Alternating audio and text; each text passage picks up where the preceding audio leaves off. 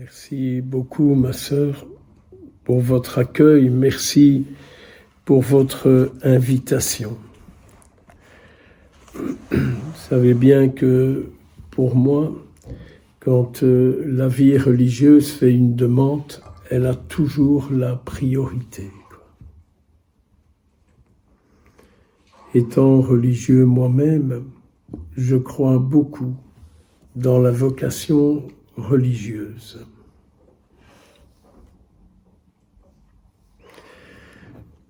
Je me suis beaucoup posé de questions en disant, mais de quoi vais-je leur parler? Elles en ont déjà tellement entendu. Qu'est-ce que je pourrais encore dire? Et j'ai prié avec cette intention-là. J'espère de tout mon cœur que ce que je vous dirai soit le désir du Seigneur pour vous.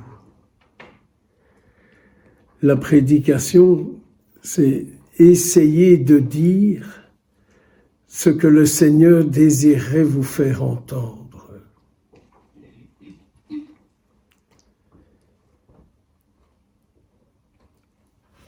Nous sommes à l'approche de Noël, La 4e semaine de l'Avent, il ne faut pas trop la compter. La bougie servira qu'une bonne heure et rien de plus. Et dans ces derniers temps qui nous séparent de la fête de Noël, il y a une personne pour moi qui est au centre. Et cette personne qui est au centre, c'est la Vierge Marie. C'est la Vierge Marie. C'est la Vierge Marie depuis son oui du 25 mars. Le 25 mars, l'ange lui est apparu et il lui a fait une demande de la part du Seigneur. Et elle a répondu oui à la demande que le Seigneur lui a adressée par l'intermédiaire de l'ange. Mais après ça, je me dis, à qui a-t-elle pu parler de la demande qui lui a été faite? À sa cousine Élisabeth quand elle s'est mise en route? Parce qu'Élisabeth aussi a été visitée par le messager de Dieu, pour que l'œuvre de Dieu s'accomplisse en elle. À part ça, elle n'a même pas pu en parler avec le mari d'Élisabeth. Ou alors, il a pu juste faire qu'écouter, mais pas donner sa réponse. Tandis que dans cette rencontre entre la Vierge Marie et sa vieille cousine Élisabeth, il y a certainement eu tout un échange qui s'est établi sur leur réponse. Comment elles la vivent? Comment elles vivent leur réponse, leur oui au Seigneur? Sinon, je ne vois pas avec qui à ce stade-là. Vu que la Vierge Marie est quand même partie, n'oublions pas, avec une visite troublante, avec un oui qu'elle a donné en se demandant comment ce oui allait se réaliser. Peut-être qu'elle est partie avec aussi une inquiétude vis-à-vis de la réaction de Saint Joseph. Vous allez certainement me dire, oui, mais elle était comblée de l'Esprit Saint et ci et ça. Je connais toutes les réponses pieuses qu'on donne. Je fais le même, vous savez.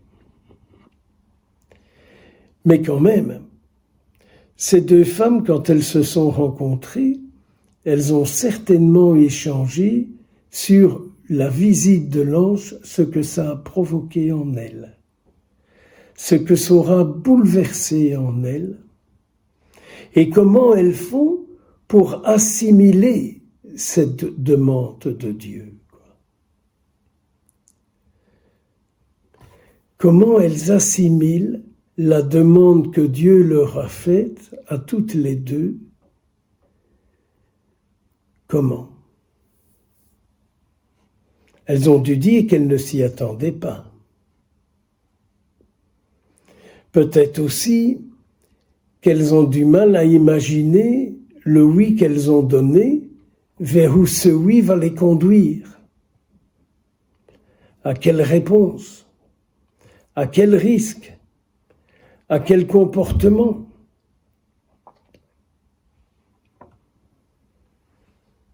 Pendant 3 mois, la Sainte Vierge est restée avec Élisabeth.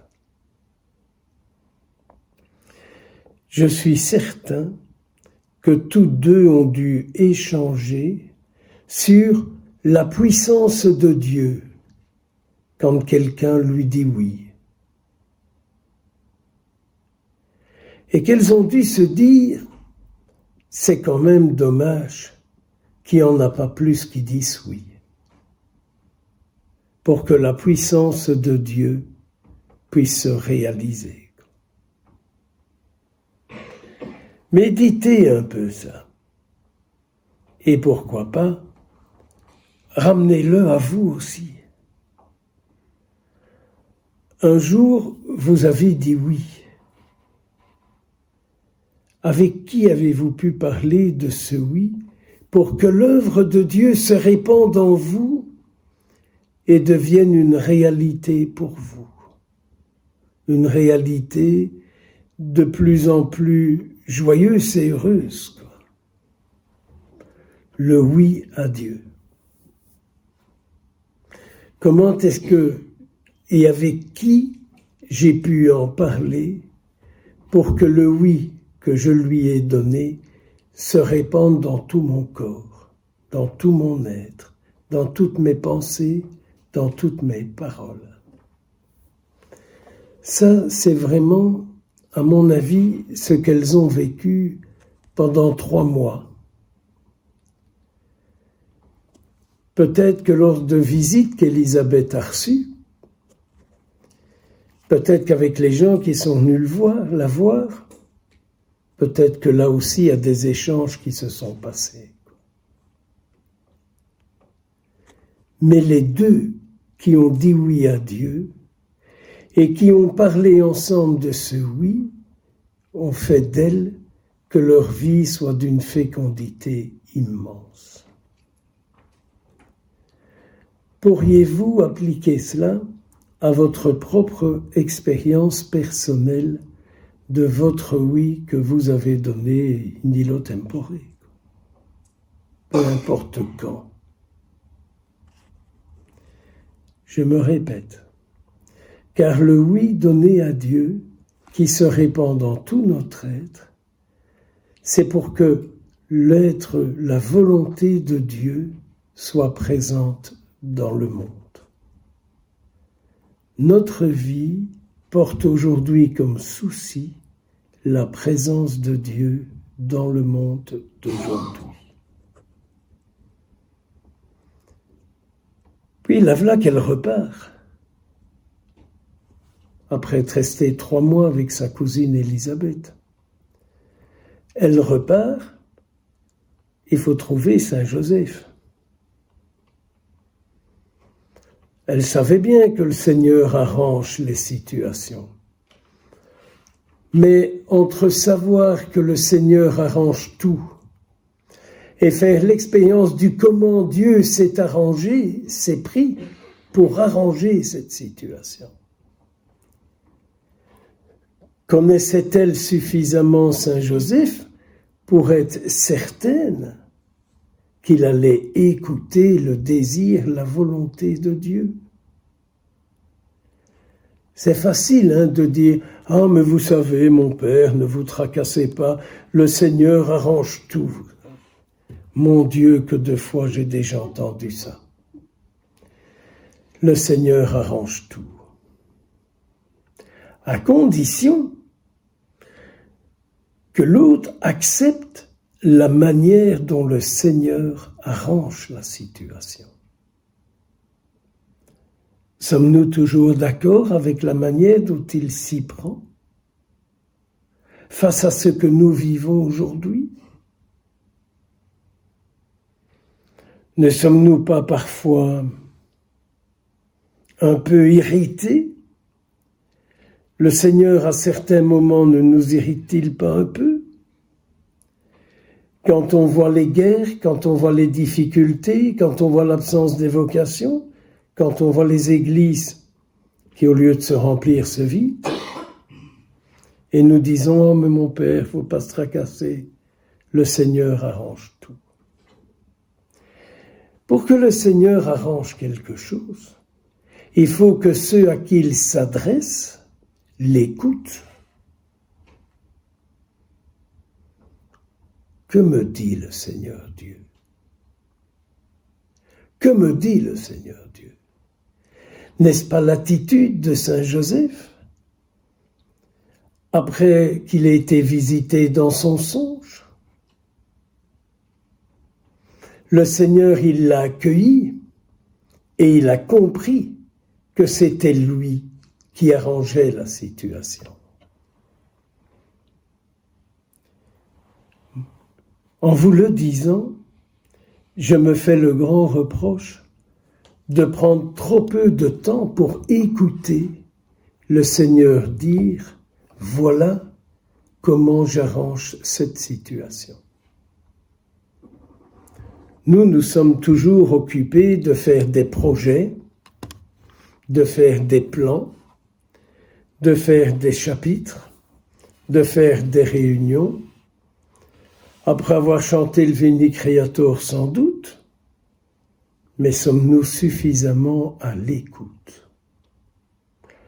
Donc vous voyez le projet de Dieu et l'écoute après pour voir comment le Seigneur maintenant va arranger la situation. Et vous savez comme moi que c'est très difficile de se dire, d'entendre comment le Seigneur désire arranger cette situation pour que ce soit son désir qui soit là. Dites-moi un peu là, par notre vie, ne sommes-nous pas le lieu où Dieu accomplit son désir? Vous, moi, ne sommes-nous pas ici pour que le désir de Dieu s'accomplisse?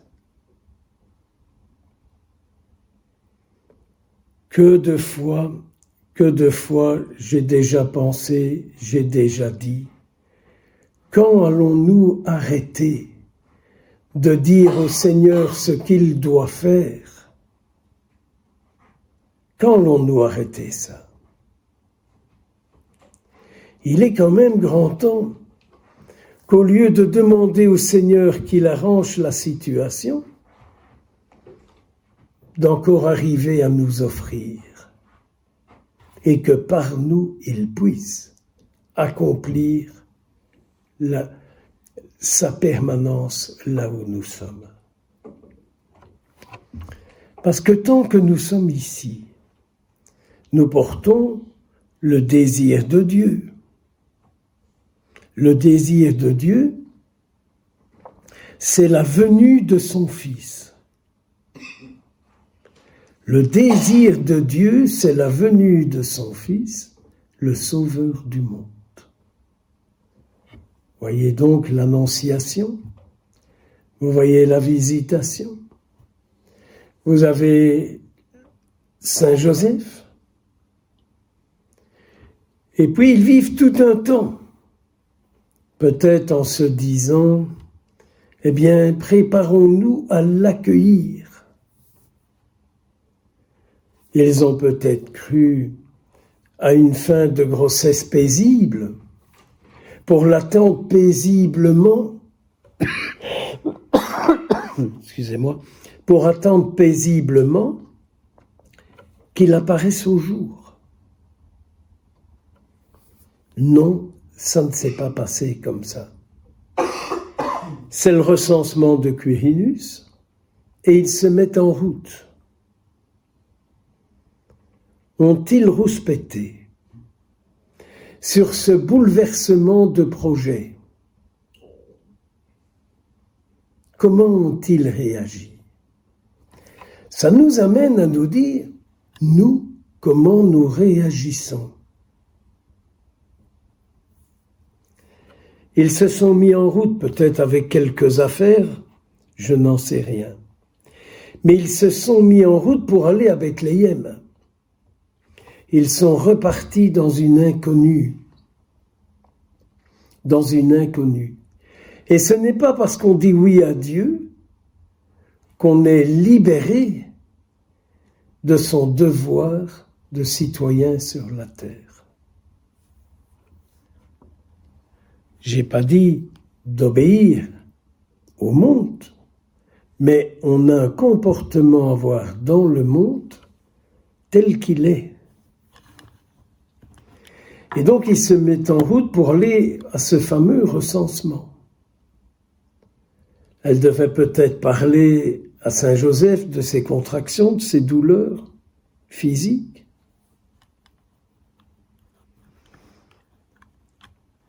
Peut-être aussi devait-elle se dire, il faut passer par tout cela pour donner naissance au Christ. Il faut passer par autant de souffrances pour que Jésus vienne. N'est-ce pas un peu nos vies religieuses, tout ça? Oui, il faut passer par des souffrances pour que Jésus vienne. N'est-ce pas l'obéissance? N'est-ce pas notre vœu d'obéissance? Ne pas toujours vouloir ce que je veux, mais ce que tu veux, Seigneur. Peut-être qu'ils se sont dit, ah, nous serons bien accueillis, on sera content de nous voir, on a de la famille. Et vous connaissez la suite. Personne ne s'est intéressé à eux. Ça ne vous arrive pas de vous dire, on ne s'intéresse pas au choix de ma vie. On ne s'intéresse pas à ce qui fait ma vie. On ne s'intéresse pas à ce qui me fait vivre. Ils, elles, ne pensent qu'à eux. Regardez un peu dans l'histoire de votre vie religieuse. Qui dans vos amis, dans vos proches, s'est intéressé à votre vie, à un point tel que vous vous êtes dit, ma vie est importante pour lui. Ma vie est importante pour elle. C'est ce qu'a vécu la Sainte Vierge et Saint Joseph. On ne s'est pas intéressé à leur choix. Ils ne se sont pas intéressés au oui qu'ils ont donné à Dieu. Qu'est-ce que nous faisons avec ça? On râle, on rouspète, on se crispe, ou on s'unit de plus en plus à ceux qui ont dit oui à Dieu. Moi, je ne peux qu'aujourd'hui vous encourager grandement à vous unir à la Sainte Vierge et à Saint Joseph, à vous unir à eux avec en ayant en vous le désir de la mise au monde du Christ. Oui, mes sœurs, mais oui, mystérieusement, nous participons à la mise au monde du Christ par le oui initial, par notre désir aujourd'hui, par notre volonté aujourd'hui qu'il vienne, nous participons, nous sommes unis à Saint Joseph et à la Sainte Vierge. Vous voyez, c'est parce que il y a cette conversion, me semble-t-il, que nous avons à vivre, qui est la conversion du désir de la venue du Seigneur en ce monde. Mais si nous nous contentons à quelques intentions de prière pour la paix, pour des vocations, pour ceci, pour cela, oui, pourquoi pas? Mais est-ce bien cela, la vocation religieuse? La vocation chrétienne n'est-elle pas de vivre le désir de Dieu là où nous sommes?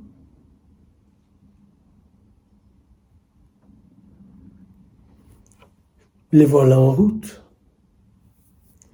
Le moment est venu de lui donner naissance. Personne ne les a accueillis. Alors on dit, oui, il est né dans une étable. Mais s'il y en a parmi vous qui ont grandi dans le milieu agricole, dans le milieu des fermes, vous savez bien comme moi que l'étable n'est pas l'endroit le plus agréable, n'est-ce pas? Moi, je me souviens, quand à la maison, il fallait aller nettoyer l'étable avec les vaches, le parfum, c'était pas évasion, n'est-ce pas? Donc, ils ont accepté le lieu qu'on leur a offert, ils ont été, et c'est là qu'ils ont donné naissance au Christ. N'est-ce pas toute l'histoire de notre vie aussi? Nous sommes allés là où on nous a demandé d'aller pour donner naissance au Christ. À travers des projets concrets, que ce soit l'enseignement, les soins ou autre chose, peu importe. Nous ne pouvons jamais perdre de vue le premier projet de notre vocation, qui est de donner naissance au Christ. Sinon, blablabla, blablabla, blablabla. Vous me direz, à nos âges, avec ma santé, avec mes limites, je vous répondrai, regardez Élisabeth. Elle a eu la visite avant la Sainte Vierge et bien avant Saint Joseph. Regardez cette femme. Et pourtant, elle était dans la honte. Sa stérilité était l'objet de sa honte. Je ne sais pas vous, mais moi je suis parfois honteux de dire que nous n'avons plus de vocation. Je me sens mal de devoir dire ça. Et pourtant, oui, nous n'avons plus de vocation. Est-ce que ça veut dire que notre temps est fini? Ça voudrait dire que si notre temps est fini, le temps du Christ est fini? Ne me sortez pas des idioties du style « Oui, mais ailleurs, mon père, dans d'autres pays. » Alors j'aime bien de ressortir tous les diocèses de Saint-Augustin, n'est-ce pas, qui sont tous passés à l'islam. Et vous savez, dans notre pays, comment se répand l'islam aujourd'hui.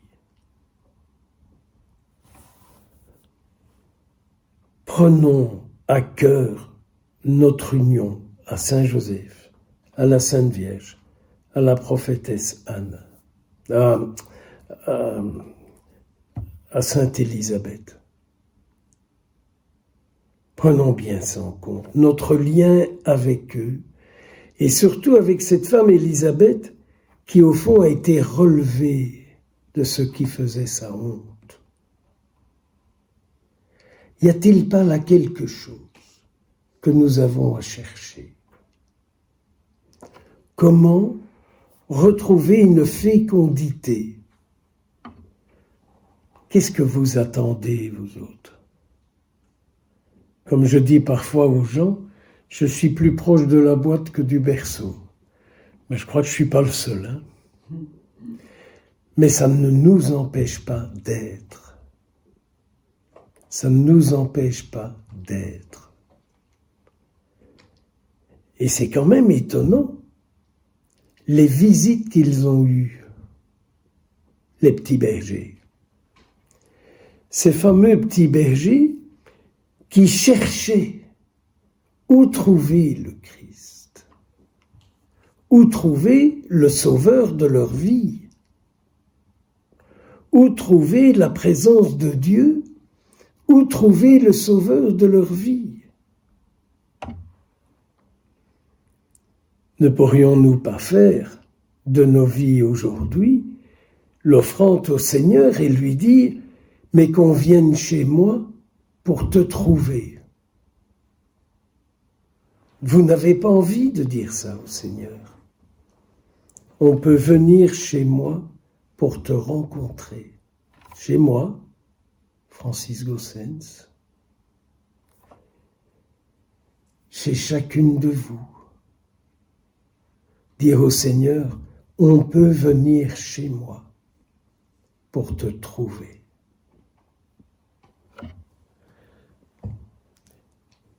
Et reprendre une vie spirituelle,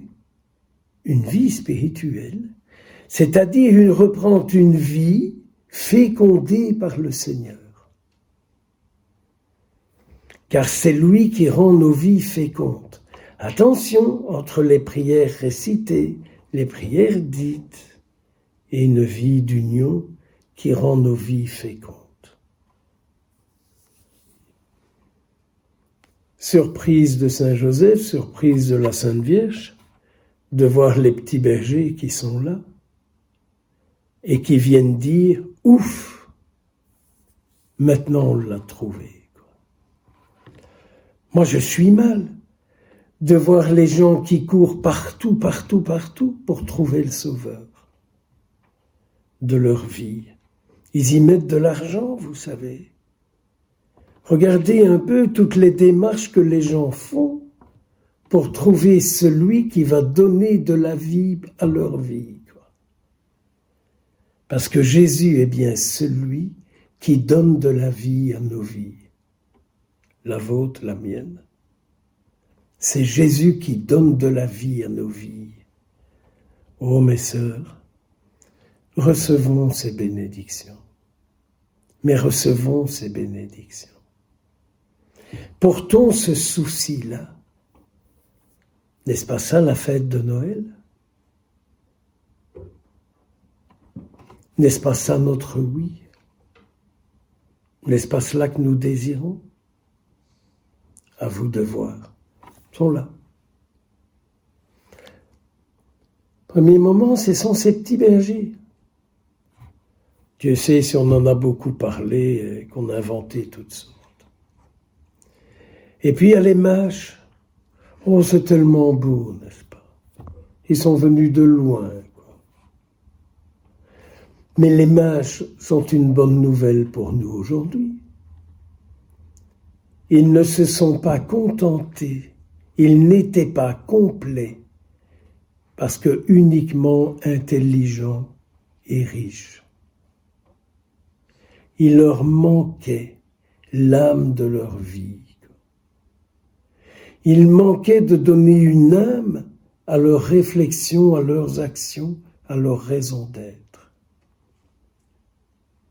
Moi, j'aime beaucoup la fête de l'Épiphanie pour ça, parce que ce sont des gens qui avaient apparemment le fric, qui avaient l'intelligence, qui avaient le statut social, mais il manquait l'habitant de leur âme.